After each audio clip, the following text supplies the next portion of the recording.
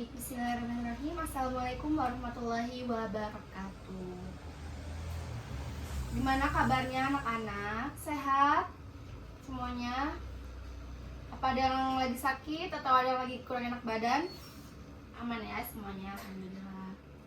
Coba kalian perhatikan kanan, kiri, depan, belakangnya. Apakah ada sampah yang masih berserakan? Kalau masih ada boleh dibantu untuk dipungut dan dibuang ke tempat sampah. Tadi yang piket hari ini sudah melaksanakan tugas piketnya? Sudah? Alhamdulillah. Oke. Sebelum itu, Ibu ingin memeriksa kehadiran kalian. Boleh ketua kelas dibantu apakah hari ini ada yang sedang tidak hadir? Ada yang izin atau ada yang lagi sakit? Aman, semuanya masuk semua? Alhamdulillah. Oke, boleh ketua kelas dipimpin terlebih dahulu untuk berdoa sebelum kita mulai pembelajaran.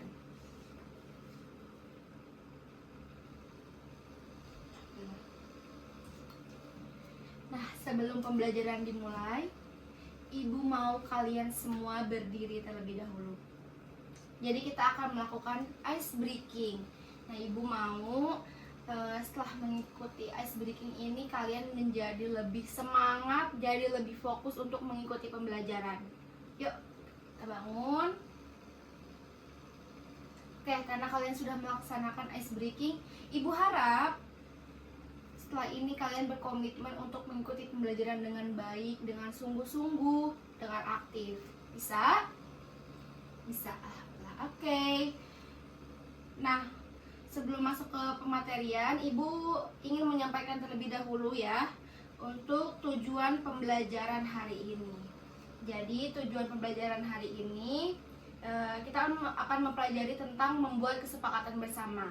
Jadi tujuannya yaitu kalian nanti diharapkan itu mampu memahami dan menganalisis terkait materi membuat kesepakatan bersama. Selanjutnya, kalian diharapkan mampu mempraktikkan kegiatan membuat kesepakatan bersama. Nah, adapun indikator penilaian dari pembelajaran hari ini, jadi nanti Ibu akan banyak menilai kalian. Yang pertama itu banyak dinilai dari keaktifan kalian selama berdiskusi saat kerja kelompok. Jadi nanti kita akan ada kerja kelompok dan di situ akan menjadi penilaian utama kalian. Keaktifan kalian di situ yang akan dinilai.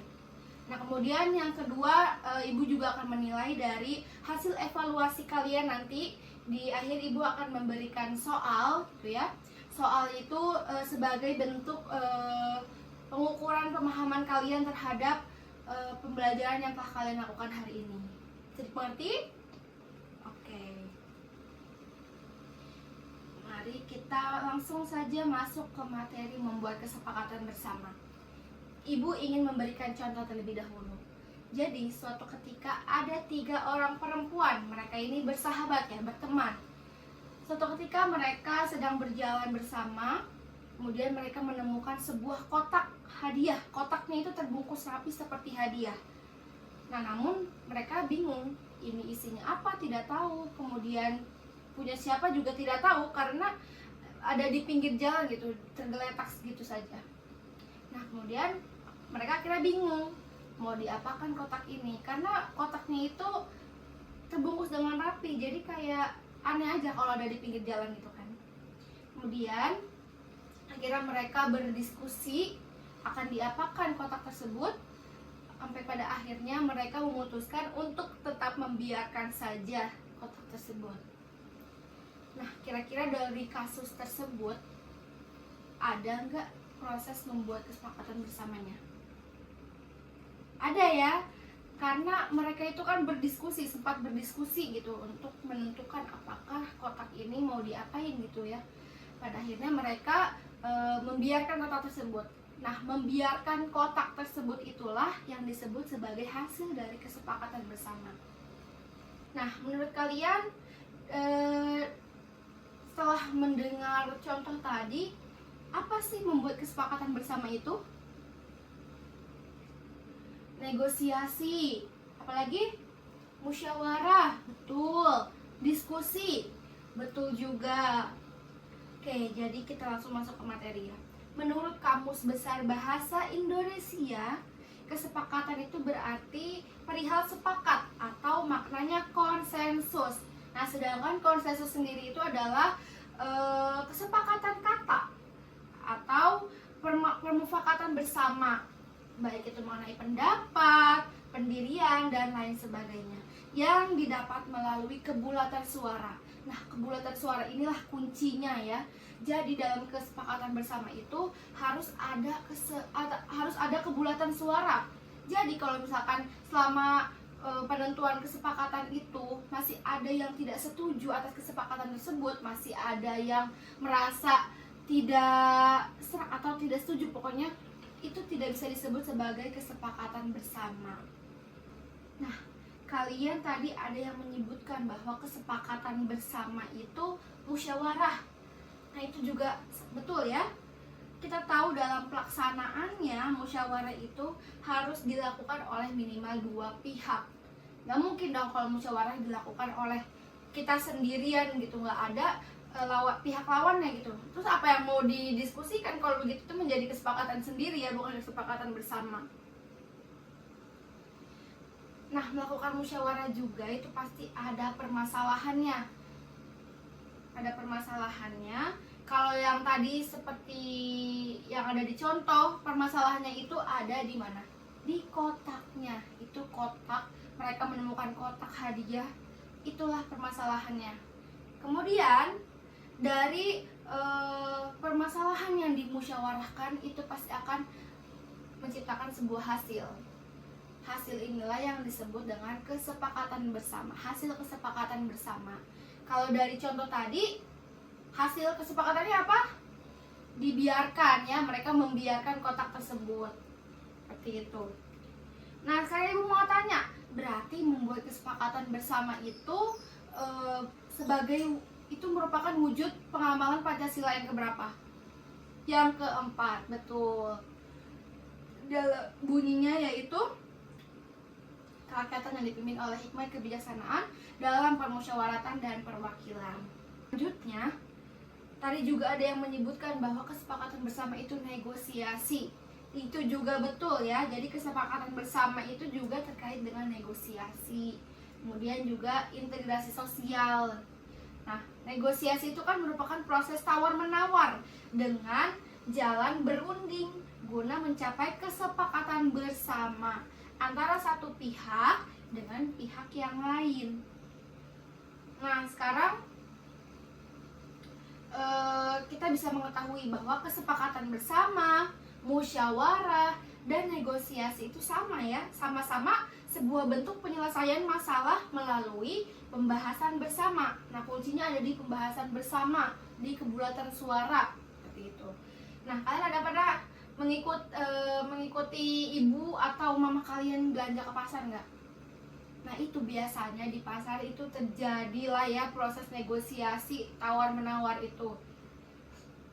Kira-kira kalau ibu kalian atau si mama ini belum dapat harga yang sesuai dengan yang dia tawar, dia bakal langsung beli nggak? Atau dia mungkin benar-benar yang ya udah pasrah aja gitu langsung membeli? Enggak ya, biasanya ibu-ibu mah tetap nawar dulu atau nyari dulu ke pedagang yang lain gitu ya, sampai dia menemukan kesepakatan atau harga yang ditawarnya itu sesuai seperti itu. Nah, dalam proses tawar-menawar itu kan didasarkan atas kesepakatan bersama antara penjual dan pembeli. Nah, selanjutnya juga ada integrasi sosial. Nah, di dalam integrasi sosial, kesepakatan bersama itu mewujud dalam bentuk asimilasi dan akulturasi. Ada yang masih ingat asimilasi apa, akulturasi apa? Jadi asimilasi itu merupakan pencampuran dua budaya atau lebih yang menghasilkan budaya baru. Sedangkan akulturasi itu pencampuran dua budaya atau lebih tanpa menghilangkan budaya aslinya.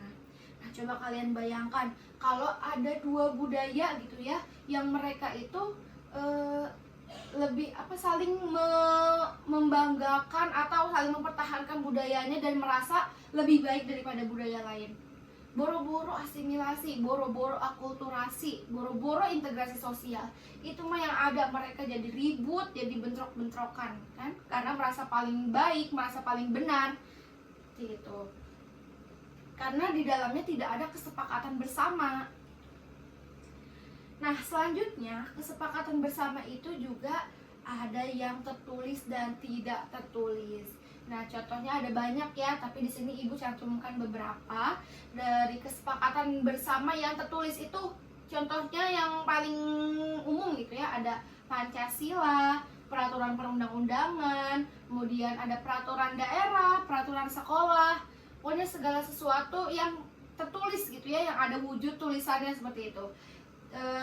Contohnya di Pancasila. Nah, kalian sudah mempelajarikan perumusan Pancasila. Nah, itu tuh dalam perumusan Pancasila itu memangnya langsung terbentuk Pancasila yang saat ini kita gunakan? Enggak ya, itu kan merupakan gabungan dari beberapa inti pemikiran tokoh. Jadi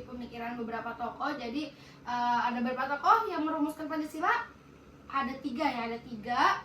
Mereka punya inti pemikirannya masing-masing, punya pandangannya masing-masing untuk Pancasila ini, sampai akhirnya terciptalah atau jadilah Pancasila yang kita gunakan saat ini. Itu merupakan juga hasil dari kesepakatan bersama antara para tokoh tersebut.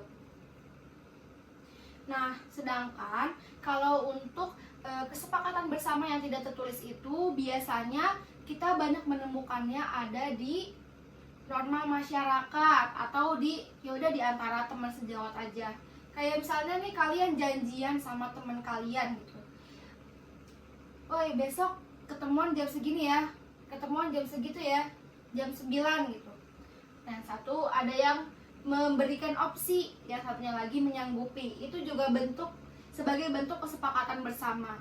Itu tertulis nggak? Nggak kan? Nggak mungkin kalian sampai nulis surat dulu, sampai nulis dulu aturan kayak gitu kan, enggak. Itu salah satu contoh dari kesepakatan bersama yang tidak tertulis. Kira-kira dari penyampaian materi yang Ibu sampaikan, apakah ada yang masih belum dimengerti? Atau semuanya sudah paham? Baik, kalau semuanya sudah paham, Ibu mau kita lanjut ke tugas kelompok ya berarti. Dan Ibu mau kalian kelas ini membagi jadi dua kelompok saja. Nah, mungkin langsung saja gitu ya, yang sebelah sini menjadi kelompok 1, yang ini kelompok 2. Kemudian terkait tugasnya apa Ibu? Jadi untuk tugasnya, Ibu mau kalian ini seolah-olah akan mengadakan penggalangan dana untuk panti asuhan.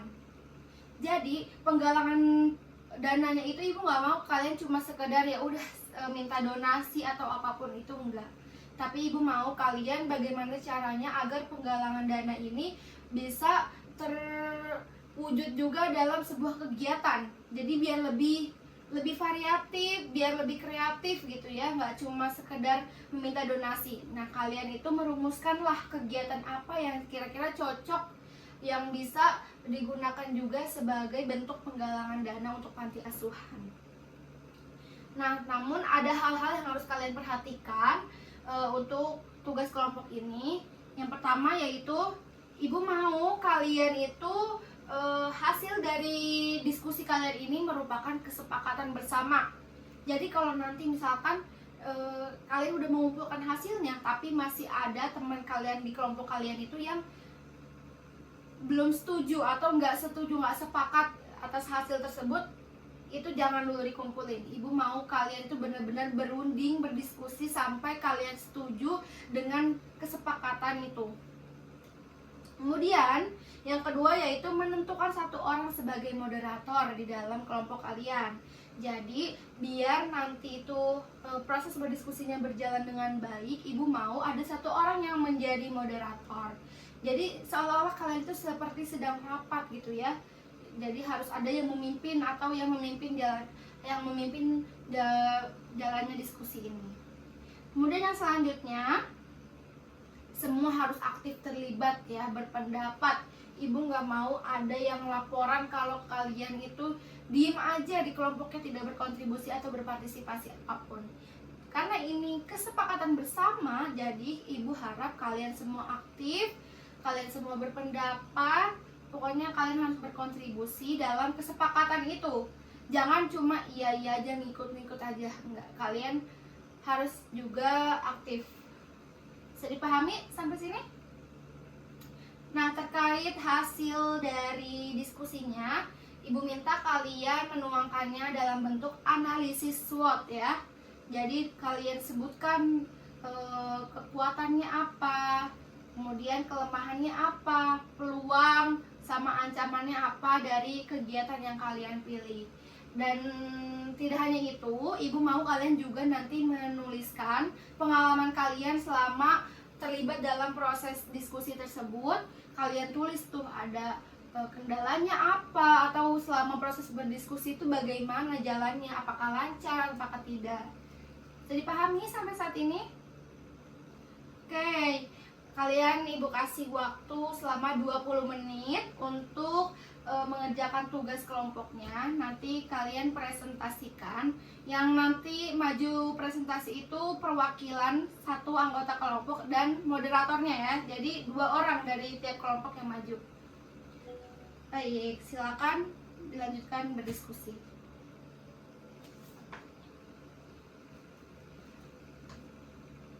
Apakah ada yang kesulitan atau ada yang masih kurang dipahami? Kelompok 1 ada kendala, aman? Kelompok 2 aman? Baik. Sekali lagi ibu tegaskan ya, bahwa yang penting dalam tugas kelompok ini bukan cuma hasilnya, tapi bagaimana prosesnya. Jadi ibu harap kalian bisa saling menghargai pendapat satu sama lain agar proses diskusinya berjalan lancar. Oke, karena kita sudah melaksanakan diskusi, kenapa sih ibu minta kalian itu lebih mengutamakan prosesnya dibanding hasilnya? Karena ibu mau setelah kalian praktek membuat kesepakatan bersama ini, kalian jadi terlatih bagaimana bisa menghargai pendapat orang lain, bagaimana kalian tuh mengetahui gitu ya, bahwa dalam menentukan kesepakatan bersama tidak bisa didasarkan dari kepentingan pribadi atau keinginan pribadi kita saja, tapi juga harus mempertimbangkan pendapat orang lain. Seperti itu. Percuma nggak sih kalau misalkan hasilnya bagus tapi nggak semua orang tuh setuju, nggak semua orang tuh sepakat, jadinya malah jadi kurang efektif gitu hasil dari kesepakatannya. Nah, coba kalau kita bikin kesepakatan tapi ada orang yang tidak setuju, itu orang yang nggak setuju itu jadi males gak sih untuk mengikuti kesepakatan itu? Pasti males gitu kan, karena ya bukan pendapat dia juga merasa nggak menyepakati hal itu. Seperti itu. Sama kayak di norma-norma atau di aturan yang dibuat di pemerintahan gitu. Pemerintahan membuat aturan yang tidak sesuai atau tidak disepakati oleh masyarakat. Kan masyarakat jadi malas gitu ya untuk mengikuti aturan tersebut. Sebagai contoh, oke, karena kita sudah melaksanakan pembelajaran, kemudian juga sudah berdiskusi tadi ya, dan kalian semua bagus hari ini. Tadi ibu sudah melihat keaktifan kalian. Boleh beri applause dulu, apresiasi terlebih dahulu. Nah, sekarang ibu mau salah satu dari kalian ada yang menyimpulkan atau memaparkan apa sih yang kalian pelajari dari pembelajaran hari ini. Ada yang mau? Ada yang bisa? Oke, silakan. Oke, betul sekali ya. Jadi kesepakatan bersama itu hasil dari musyawarah, negosiasi ataupun itu yang digunakan untuk mencapai tujuan atau kepentingan bersama. Mungkin itu yang bisa ibu sampaikan. Jadi untuk pembelajaran hari ini kita cukupkan sampai di sini. Nanti untuk evaluasinya akan ada soal. Nanti mungkin langsung ibu kirim saja di grup, atau nanti ibu langsung kirim lewat ketua kelasnya. Nanti ketua kelas langsung bagikan ya, share ke teman-teman kelasnya. itu untuk mengukur pemahaman kalian ya setelah mengikuti pembelajaran hari ini, apakah kalian benar-benar memahami membuat kesepakatan bersama itu. Dan Ibu harap dari pembelajaran kita hari ini semoga bisa kalian internalisasikan, bisa kalian amalkan di kehidupan sehari-hari. Terima kasih, kurang lebihnya mohon maaf. Wassalamualaikum warahmatullahi wabarakatuh.